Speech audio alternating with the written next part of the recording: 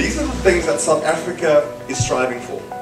We want to be an information society, participating in a knowledge economy and competing at a global level. We know that access to ICT is critical.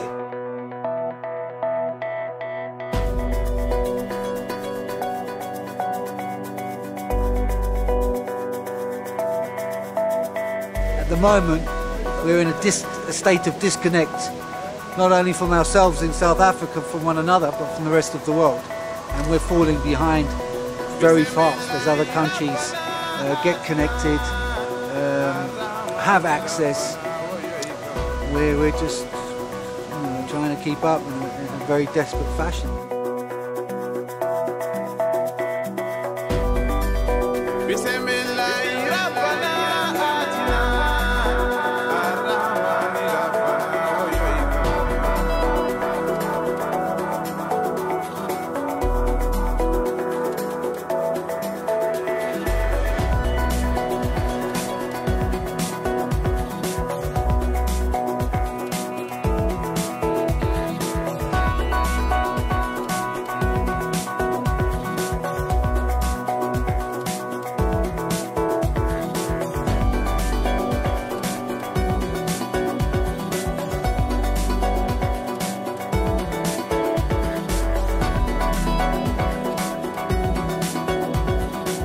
The purpose of today really is to build on interests and synergies from various sectors and jointly build some sort of a program of making broadband a national priority in this country.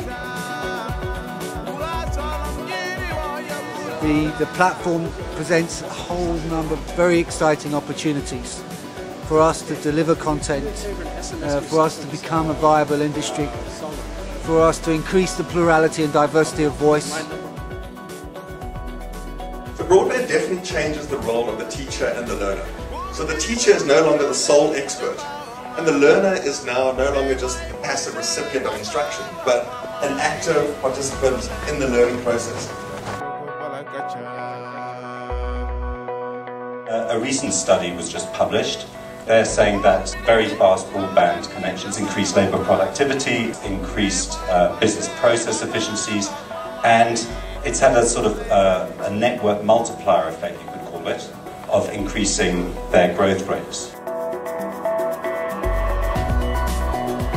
And with 80% of the population having access to mobile, a lot of people are arguing that the digital divide has been conquered. But I think the argument can be made that access to broadband is the new digital divide. Media, especially radio and television, really does reach almost all South Africans. When we're motivating for broadband as an economic and development good, you have to have an answer as to how you're going to make sure that broadband is as available as this is. The biggest problem we have is the interconnect between the ISPs, government regulation and the high price of the monopoly of telecom effects on all digital communication, and that's really what I think is the important factor that needs to be highlighted and addressed. The education of communities with the usage of the internet, because it doesn't mean anything if we are going to have all this internet capacity and no one is able to use it. We should be looking towards enabling access to participation.